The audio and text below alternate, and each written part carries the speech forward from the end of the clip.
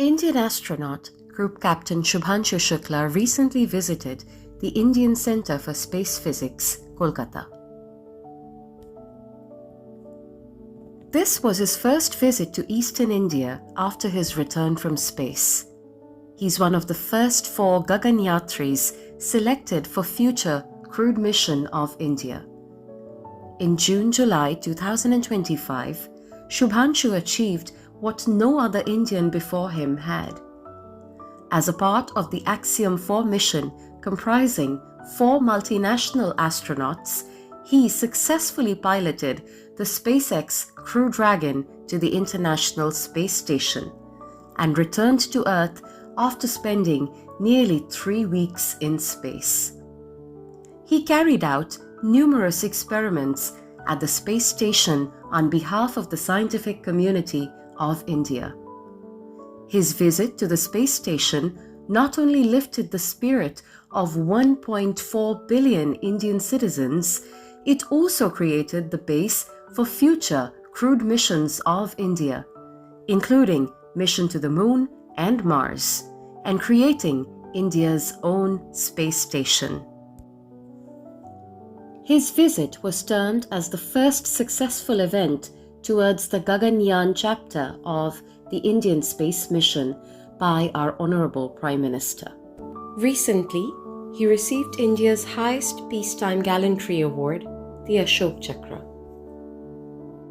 Shukla was inspired by his mentor, the first Indian astronaut, Wing Commander Rakesh Sharma, who went to space on board the Soviet Soyuz spacecraft in 1984, when Shubhanshu was not even born. Rakeshji visited our center in 2023 to inaugurate the Museum of Astronomy and Space Science.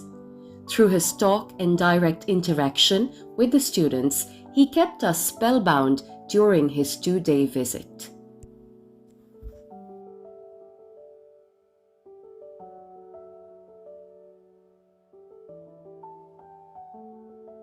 As astronaut Shukla entered, there was pin-drop silence in anticipation of a close meeting with the heartthrob of billions.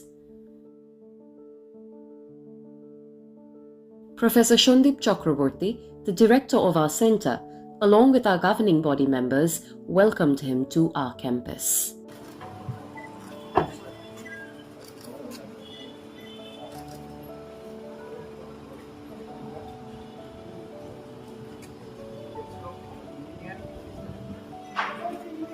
Second.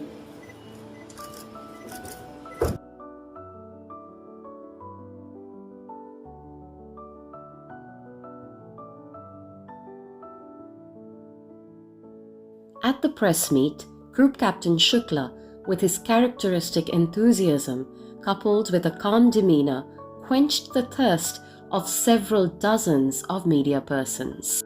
The director inaugurated a pavilion named after the astronaut by unveiling a stone plaque. The group captain also unveiled a historical plaque to commemorate his visit to our center.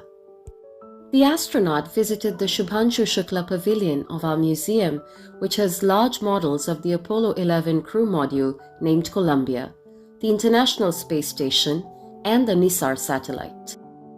He keenly inspected the exhibits in the Space Hall, comprising the signatures of all the astronauts who had conquered space prior to him. The half-size models of the Sputnik satellite and the Wright brothers aeroplane fascinated him. He stared at the national flags of India and the US, which were returned from space. He enjoyed the exhibits on the first native balloonist, Ramchandra Chatterjee, and the first rocket user, Stephen Hector Taylor Smith, both from Calcutta. The museum was dedicated to them. Shubhanshu could not hide his exuberance while looking at the exhibits in the Visitor from Space and the Hall of Fame. He even took time to get snapshots of some of the exhibits. Occasionally, he made very insightful queries which left a deep impression on all of us.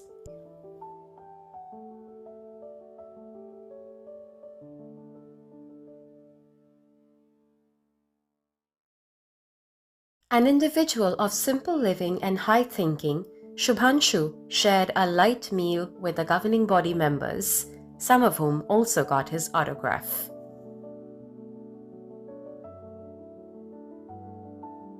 On our request, the astronaut signed autographs on many photographs, marking his successful mission to the ISS.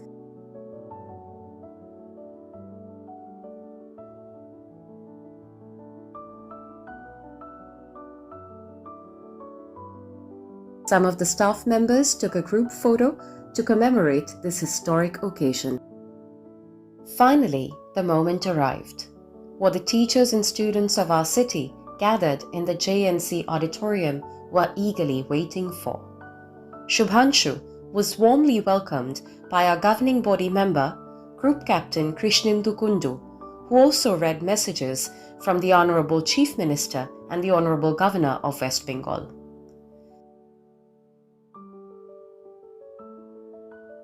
Governing body members Shri Gautam Banerjee and Dr. Shonali Chakraborty presented him with a sample of West Bengal's sweets, the famous Jol Bhora Mishti from Chandanagar.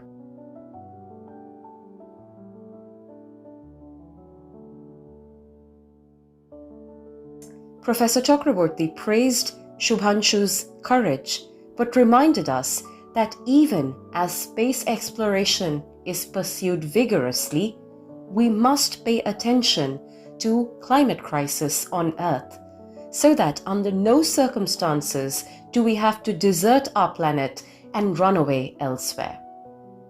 He also mentioned that we may have very limited time and capability to explore the universe before this Earth itself becomes uninhabitable naturally. Shubhanshu began his address with a bit of humor. I would like to thank Dr. Sandeep right now for such a nice lecture. And very happy to be here. This is my first visit towards, after coming back to India, towards the eastern part of the country. And I think this is a great place to start this conversation. Although I find it difficult to follow on after his talk, I was supposed to be telling you, get excited, we are going to the moon, we are going to Mars.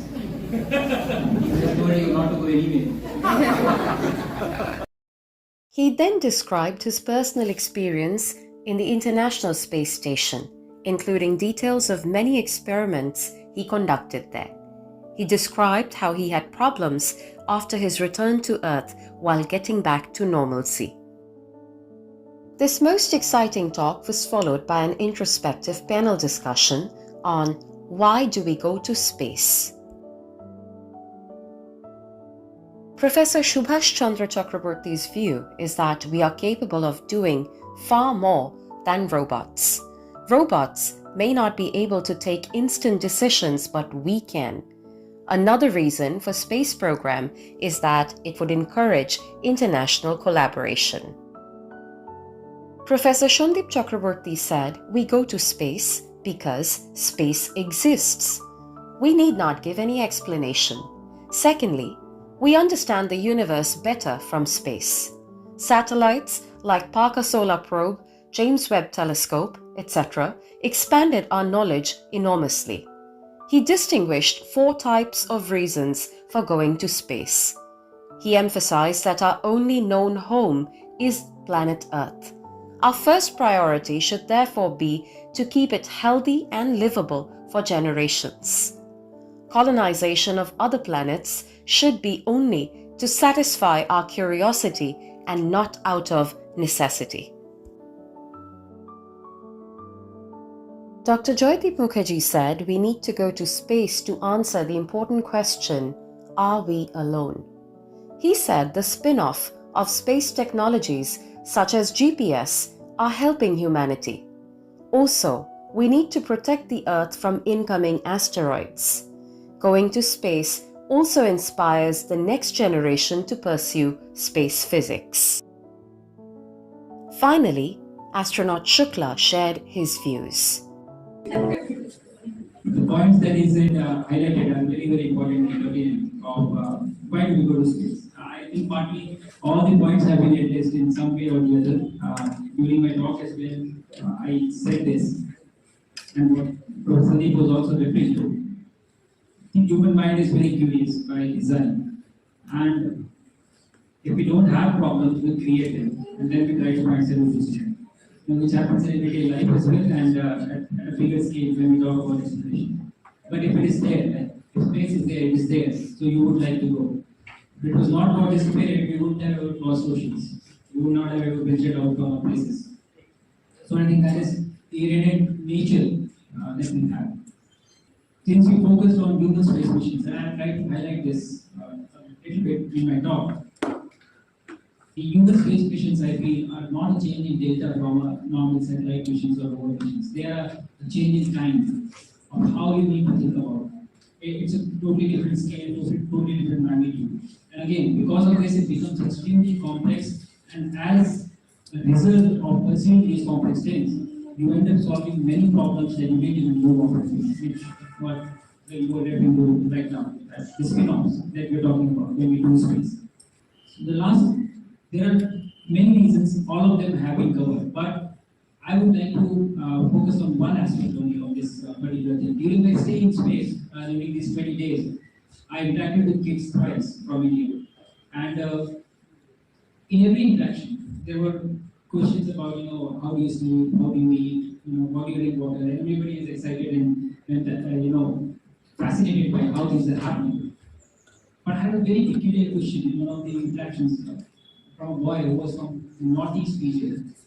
And his question was कि sir Bharat के north east क्षेत्र का छोटे से गांव का बच्चा astronaut कैसे बन सकता है? How can a small boy from a small village from a northeast region of a country become an astronaut? And I think this is what I want to highlight, the power that it holds to space missions. When I crossed the carbon line, so I was mentioning that 634 human to go to space. Now, when you are 634th on any list, it is not something very significant. I was feeling what's the big deal about it? Why are we celebrating? I genuinely felt like that when I was there in the US. Why such a big deal? Because there the space travel is pretty common. People are going to space and coming back. But when I came back to India and I was visiting my school, there were two kids who came up to me and they said that, sir, we didn't even know about the ISS in the time you were not there. We came to know because you went there. We started watching because we were seeing you there. And I think this is what it does. It gives the belief to somebody who's sitting in the last row who I am looking like them. I talk like them. I'm eating the same food. I like chapati, like you were saying. Eating the same food, doing the same things. So when you see me going there, it gives you belief that you can also be there. You can also do this. It allows you to have that confidence, and this is within my reach. And I think that is the power. When this mission happened, I think I was not expecting it, but I know now that the entire country felt proud.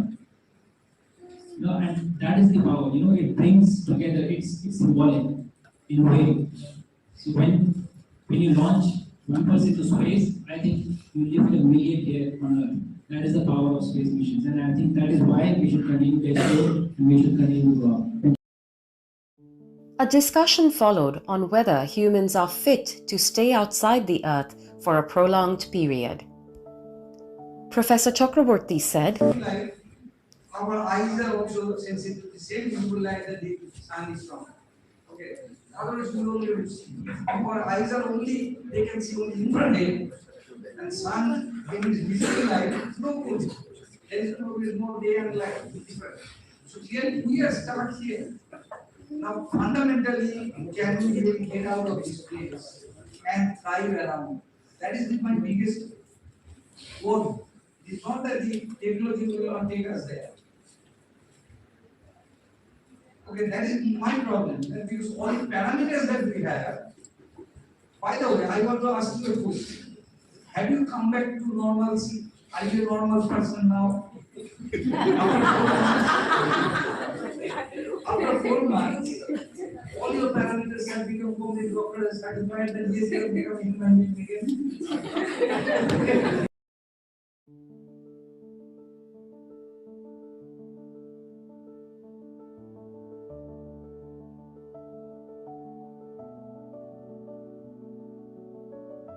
After this very cordial and exciting panel discussion, it was time for interacting with students. Shubhanshu answered all their questions with extraordinary patience, and the audience enjoyed his replies thoroughly.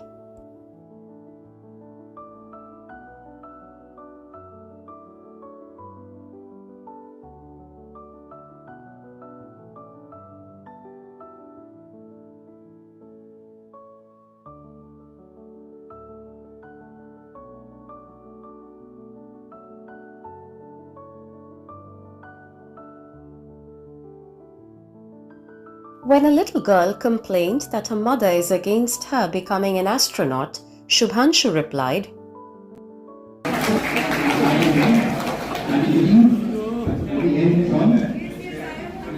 Please stand up. Her parents should stand up first. Why do you need convincing if you want to be an astronaut? I will give you your mother the number of my mother. She will convince you. You will have to. No, you don't have. But it's a great question, and it is a great point to all the parents who are sitting here. I think kids have rights of fantasy. They have dreams. Most of the times, we are the ones who restrict them. We tell them, you can do only this much or you can do only that much. I'm not saying anything. I know all of concern, but I think education is required on both sides, not just for the child, but for the parent as well. Let them do. They are exceptionally brilliant. They will do things. They will do such incredible things that we can't even dream of. You go, you be what you want to be, and if your mother stops, don't tell her. I didn't tell my mother that I'm applying to be an astronaut. You also do the same. I want to make one more encouraging statement. In India, 15% of the pilots are females, whereas in the entire world, only 6% females are pilots are females. So India has no chance for a female to go to space, at least 2.5 times. So she does not need convincing, you will become. Just stick to your gun, no, I will become. You have more chance than any other country. When asked how long it took for him to become normal, he said, For me, it took about 7 to 8 days for me to be easy to normal conditions. But there are some long-lasting changes in terms of your, the muscle loss that you have, the deconditioning that happens. Those take time. With training, they come back over a period of time. But your normal day-to-day functioning, for me, it took about 7 to 8 days. Thank you. When asked how it feels to start doing mundane earthly things like online shopping or booking cabs, he replied, I don't think you have a lot of options. You have to go back to the that is how life takes over, and it has been very different after coming back from the mission. But the daily life really takes over, and I think there is a shift that happens in how you see things. But you cannot start comparing everything that is happening with you with what you experience, and you will be very. So you do what you are doing on a daily basis, and you just go on with life. I think so. Yes, there is a shift in how you see things on a larger scale, about life, how it is going. But every day, the frustration that you have when your Uber gets cancelled, I also get the same frustration. So I don't think that changes a lot. And it is similar. It is not a lot different. Thank you. When asked how a rubber band would behave in zero gravity, Shubhanshu urged the student to think. My question to you is, what do you think is the force acting on the rubber band when you stretch it? It's the force we are applying on it. So when we apply, what is it a natural Destroying force, but that's my question. Yes. Is it there when we are in that? It's a property of the material, right? It is not dependent on the external environment. So whether it is on Earth or it is in space, it will come back to its original state. Because that is the property of the material. It is not the force. Not gravity. It is not because of It's not gravity. gravity or centrifugal force. Yes. Before Shubhanshu left our campus, he fulfilled the dreams of hundreds of his fans by allowing them to take photos with him. Everyone was ecstatic in his inspiring presence. Our museum will remain grateful to him forever for giving us his autographed photos placed in the Shubhanshu Shukla Pavilion.